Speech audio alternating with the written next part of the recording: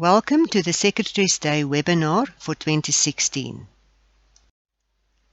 My name is Daphne Beukes and I am your presenter today. Today I will be discussing the importance of feedback. As the Secretary, reception or personal assistant of your employer, you usually are the first contact the patient or customer has with the practice. Customer service is a job where there is a massive difference between how difficult the job is and how difficult people who have never done the job before think it is. That is probably the reason why far too many people think it is okay to take their frustrations out on the first person they see, whether they are related to the interaction at hand or not. Every engagement with a customer is an opportunity to impress them and build a relationship. You, as the first contact person in the practice, play a crucial role in the customer experience. In a business, regular performance appraisals are also important as to know your own strengths and weaknesses. For this webinar, we will cover aspects of customer experience, satisfaction, and feedback, as well as feedback within the practice between employer and employees. Now let's make it very clear what feedback is not. Feedback should never be interpreted as one of the following. It should not be seen as being destructive. It is also not a form of criticism. It is also not the poor employee being picked on or bullied by the employer. Feedback is about the what and not the who. If we talk about the customer, in our situation, it is the same as being the patient. Now, before a patient can provide feedback, he or she needs to have had an experience or an interaction with the practice. Customer experience is the practice of designing and reacting to customer interactions for the purpose of meeting or exceeding customer experience, thereby increasing customer satisfaction, loyalty, and advocacy. A positive patient experience is important in that patients are very savvy nowadays and they have the power to choose between various practices. Jerry Gregoire, former Chief Information Officer of Dell Computers, said, "The customer experience is the next competitive battleground." So basically we are going to war. There are various reasons why customer or patient experience is important. It improves customer satisfaction. It is no longer good enough to focus on individual interactions with customers or patients. Think in broader terms and of the bigger picture. When you do this shift, you will notice one main thing: consistency. The goal is to create a consistent patient experience across all touch points that meets or exceeds the standards you have set in terms of the service you want to deliver. Think a bit. What are you doing to exceed your patient's expectations? It also fosters repeat customers and customer loyalty. A study done in 2013 revealed that 44% of customers think loyalty is dead. Did you hear that? 44% of your patients think loyalty is dead. Now, before you run to panic stations, focusing on the customer experience can help alleviate these issues. Creating an experience that truly impresses the customer and exceeds expectations ensures that they will want to continue doing business with you. Phew, I can hear you say. Yes, that is right. Investing in increasing customer or patient loyalty will still yield positive results, but you cannot fake loyalty. Patient loyalty is built through great patient experience and not buy 9 and get 1 free loyalty cards. It also increases customer advocacy and referrals. Remember a time when you received outstanding customer service that made you say, wow? With how many people did you share your experience? Probably quite a few. And do you know why you wanted to share your experience? Because the expectations you set for customer experience were exceeded, or the company went above and beyond customer service in some way. Whatever the case, that interaction created an experience you will remember and continue to remember and share for years to come. By creating an amazing customer experience, you have the opportunity to create an enthusiastic advocate out of every customer or patient. Your most powerful salespersons are your advocates. Customer churn is usually due to poor overall quality of service. Focusing on the customer experience will help eliminate the areas where poor service has been identified. Find ways to improve your customer service and focus on bringing a more consistent approach to the overall service you are delivering. Set high expectations.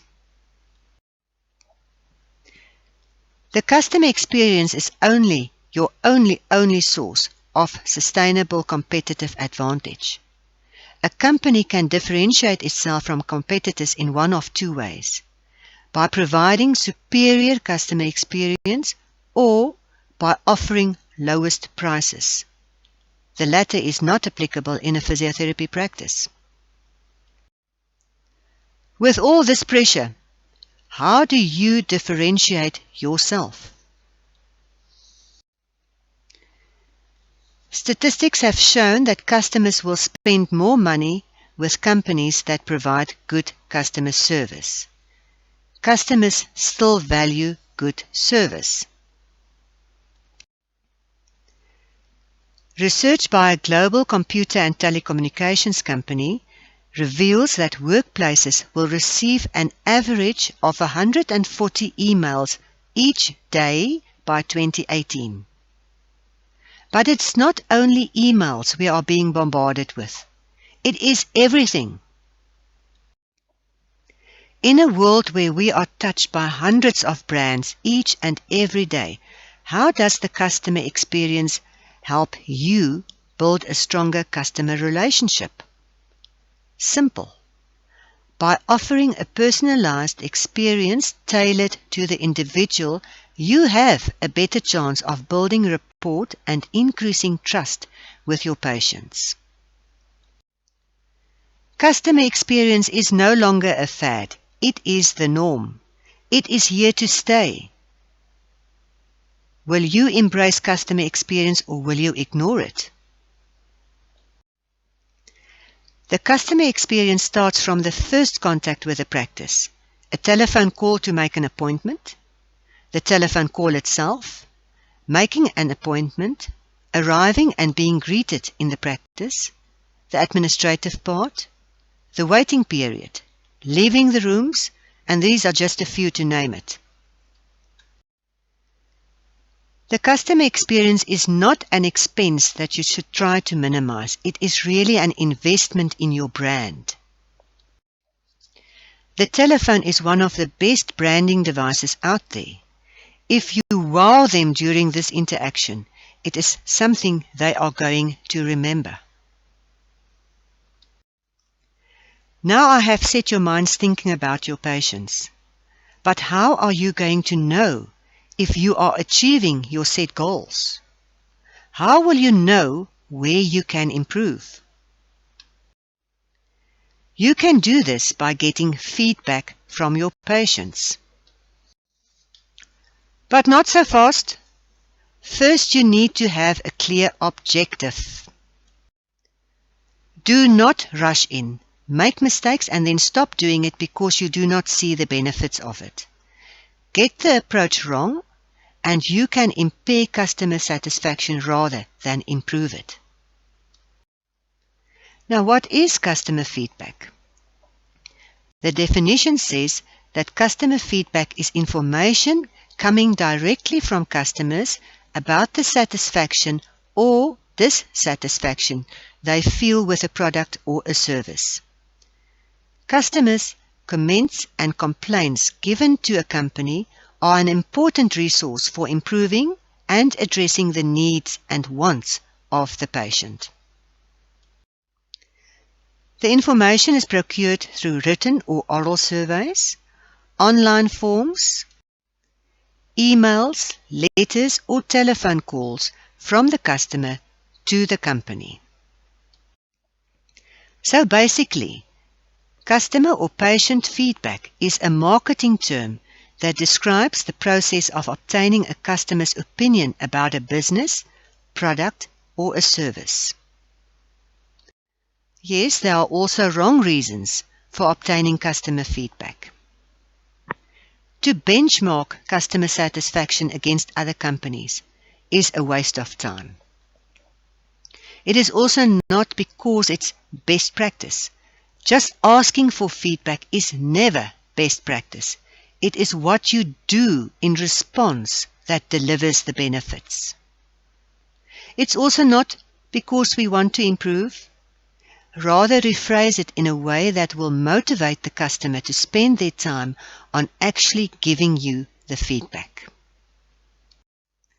Okay, so you got the warnings. There are several reasons why customer feedback is important. It helps improve your service.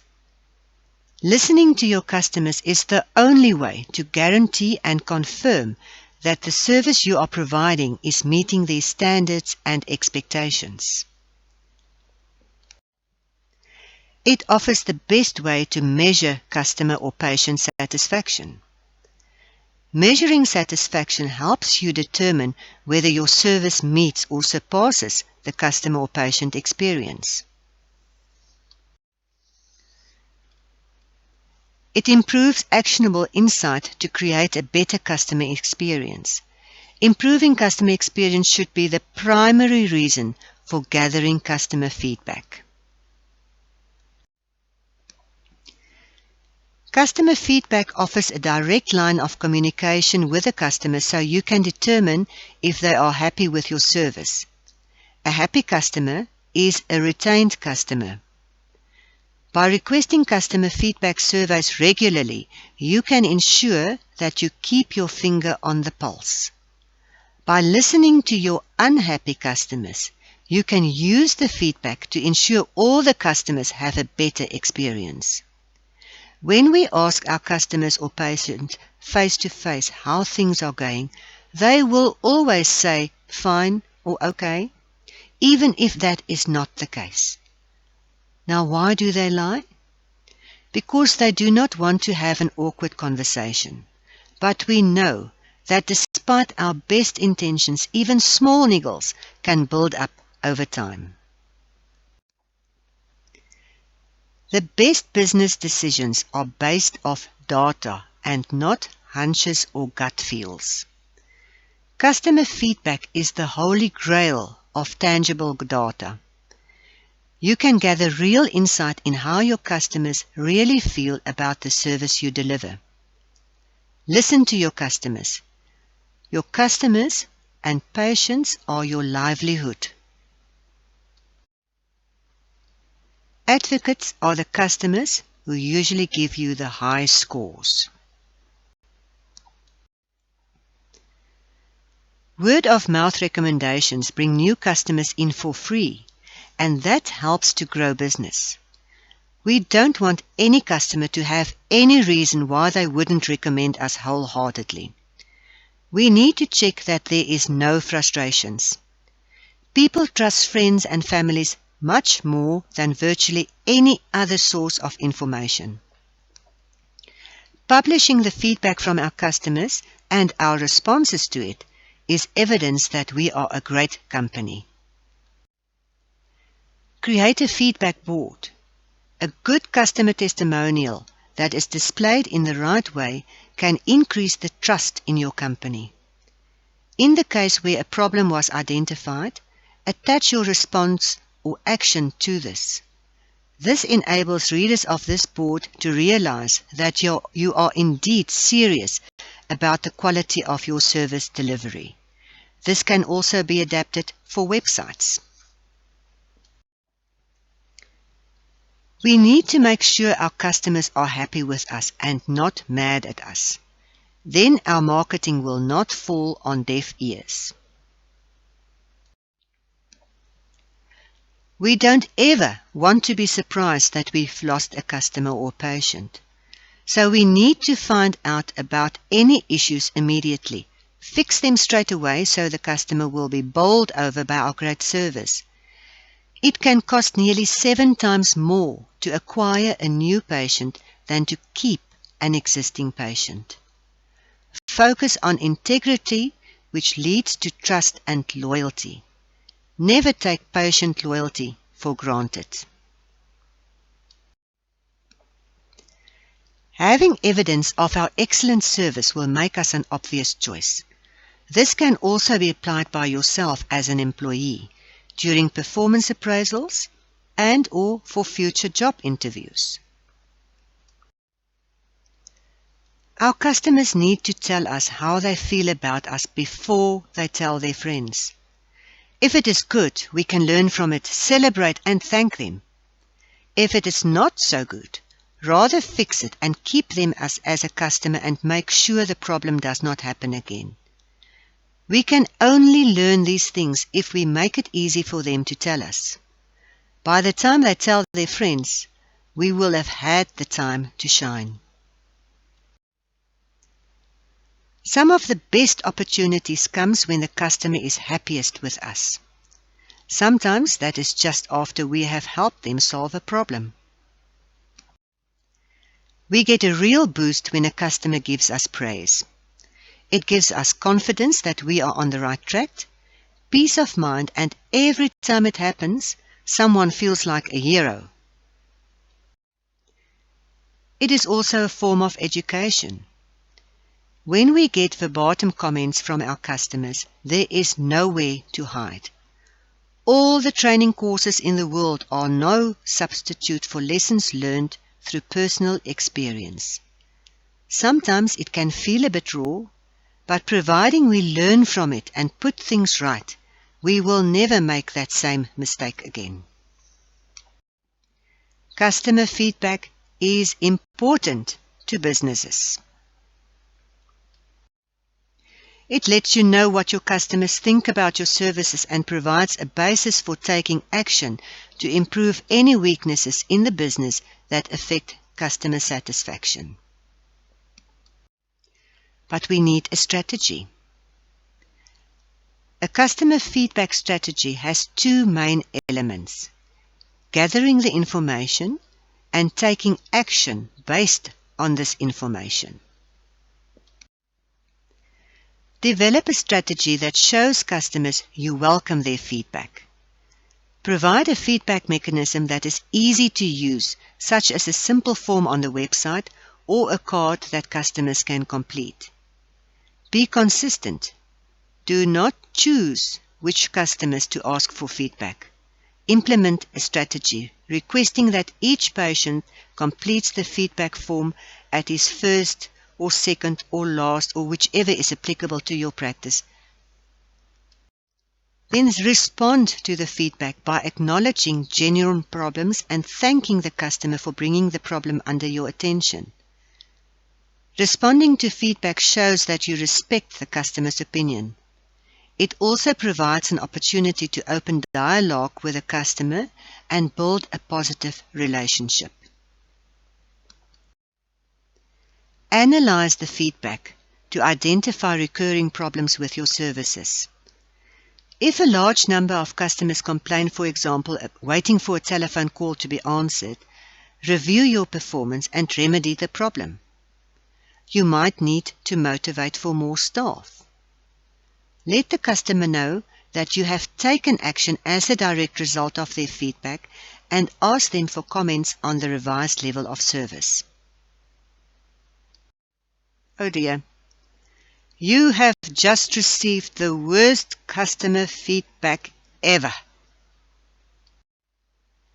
You pace around the office. You think of ways to retort. Stop. This feedback is a gift. Perhaps you are looking at it all wrong. Breathe. Let us assume the customer in this case has a point. Don't sugarcoat it. Be straightforward, but own that you know this isn't what they were hoping for. Make sure you understand not only what they want, but when and why they want it. An example is the physiotherapist is running late with her appointments. Apologize beforehand. Offer the customer some refreshments. If you knew beforehand, you could have phoned the customer, warned him, and maybe rescheduled the appointment. Anticipate and be proactive. Proactivity might not prevent a bad customer satisfaction rating, but will show you care and have done everything you can. On the other hand, the customer can be wrong, but their emotions are true. If you want to salvage this situation, you need to acknowledge and validate them before continuing. Say something in the line of, "I know this has been a frustrating experience for you," or "I would be upset at this situation too." Show that you understand the specifics. Do the homework of looking at what has really happened and show them you understand. Take appropriate responsibility. If you made a mistake, by all means apologize and take responsibility. If your documentation is incomplete or incorrect, show that you are taking steps to correct it. An example here is you maybe forgot to change the medical aid number, or you omitted an S in a double S surname. Clarify expectations. Where possible, point to documentation to clarify existing policy. Be careful of the tone you use here. You do not want the customer to feel dumb. An example here is when the customer made his appointment, you asked him to bring proof of his medical aid. Of course, he did not bring it. Do not overreact. Kindly ask him to provide you with the information by phone and bring proof of it with his next appointment. Inform him of the practice policy that in failure to do so will result in his account not being sent to the medical aid, but will be for his own account or whatever is applicable to your practice. How to react to negative feedback. React immediately. Listen carefully to what is being said. Do not force the customer to repeat his complaint and do not interrupt the customer. Avoid arguments. Do not become angry. Follow up on the complaint. Take action on the complaint. Take a second to consider this question.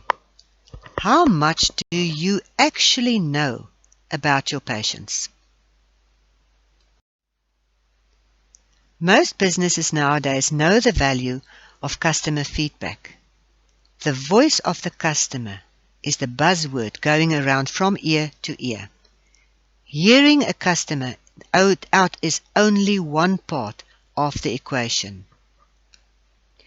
In order to get the actionable feedback from your customers that would drive change, you need to ask the right questions.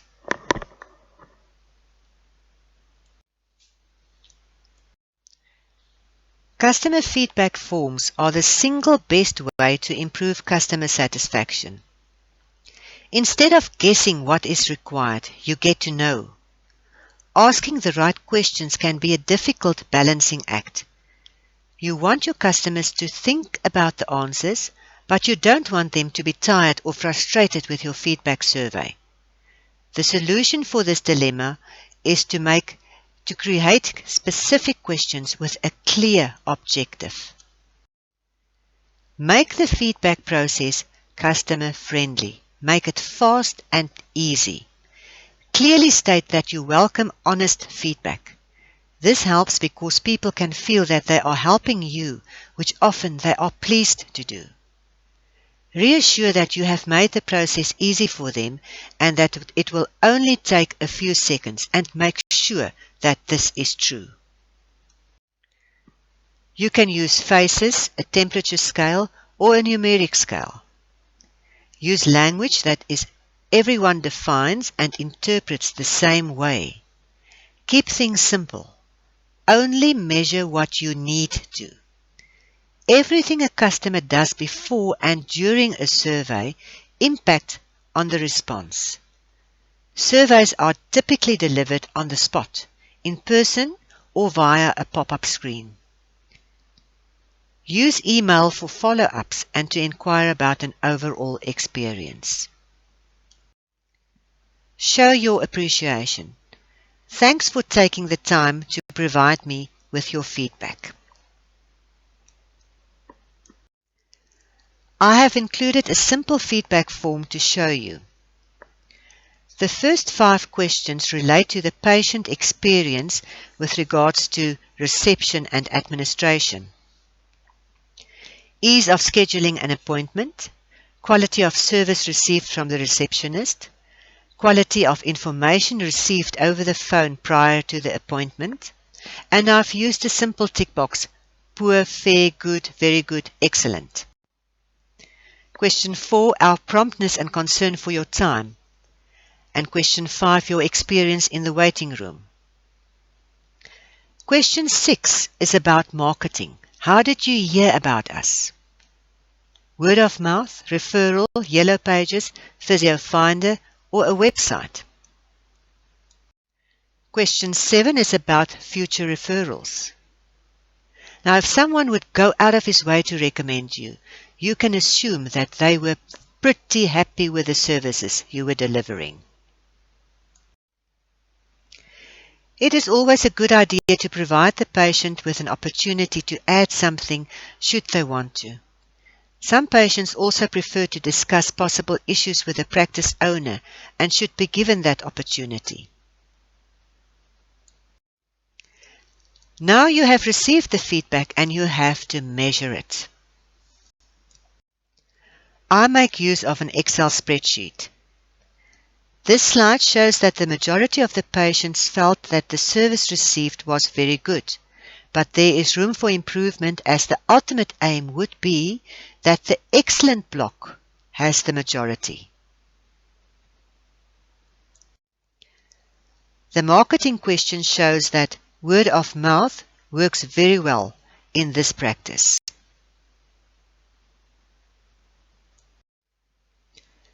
Referrals show there was one unhappy patient. The majority would go out of their way to recommend the practice.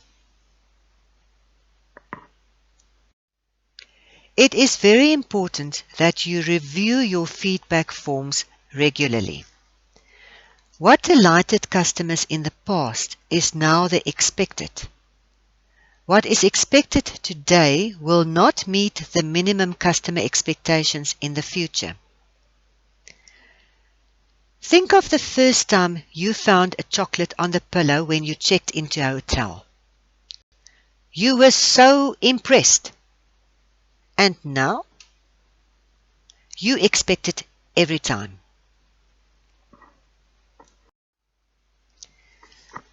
Let's look at feedback in the work situation.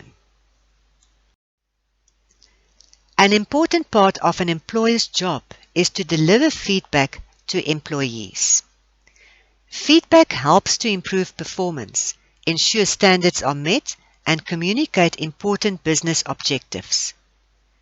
Feedback is a form of ongoing training as it helps employees learn what it is they are supposed to do and how they are supposed to do it. Feedback comes in two primary forms, both of which can be helpful and productive. These forms are positive and negative feedback. Positive feedback works on the premise of building on a person's strengths. It tells an employee what he or she is doing well and praises him for good performance. The theory behind positive feedback is that if you tell a person what he is doing well, that person will likely repeat the behavior to secure continued approval. Employers can give positive feedback in both a formal manner, such as a performance appraisal, or informally, such as a comment during the workday. Now, even if you strive for excellence in your work, there may come a time when you receive less than positive feedback, responses or reactions to your efforts. Negative feedback is the process of pointing out what someone is doing poorly and telling them how to change it. It can also involve telling a person that the attitude he is displaying is inappropriate or that certain behaviors and habits are causing problems. An employer can deliver negative feedback whether the employee's actions is intentional or not. When this occurs, deal with the negative feedback at work with careful examination and a positive response. By turning negative feedback into a positive learning opportunity, you may improve your performance. Make yourself listen without speaking or defending yourself. Even if you completely disagree with the feedback, chances are there is some basis to it, or you would not be hearing it. Paraphrase what you perceive you heard. By rephrasing the feedback you received, you can clarify what you think you heard and make sure you understand the comments. Ask the person if you paraphrased correctly. This may open dialogue in which you can have a constructive discussion about the situation.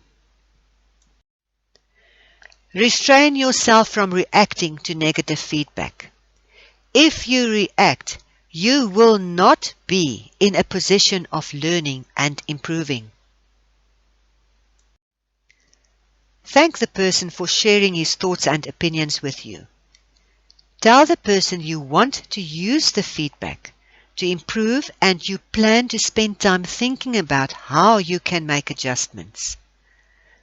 Tell the person you will reply to the feedback after you have taken time to think about it, and then set a date. Think about the feedback as objectively as you can. Analyze the person's motivation for the feedback and determine what his concerns may be. Consider the feedback to be a glimpse into your weak areas, affording you a perspective which you can use to improve.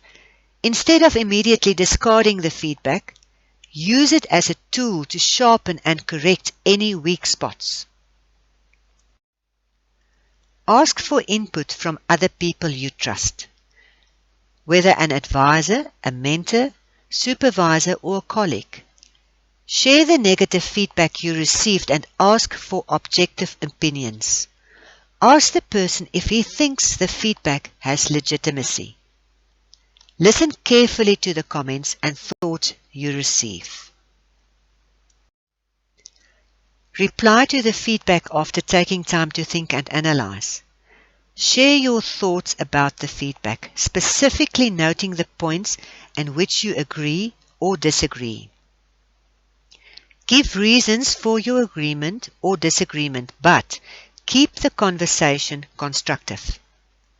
If possible, direct the conversation toward a positive plan for the future. Just remember that pressure makes diamonds. Never give up. On behalf of all the employers out there, I would like to thank you for being the awesome persons you are. If you have any questions or something you wish to share or discuss, please feel free to do so. After attending part 2 of this webinar series, you will receive printed notes on both presentations, your certificate, and guess what? A feedback form. Please complete it and return it to our secretary. Your feedback is very valuable to us.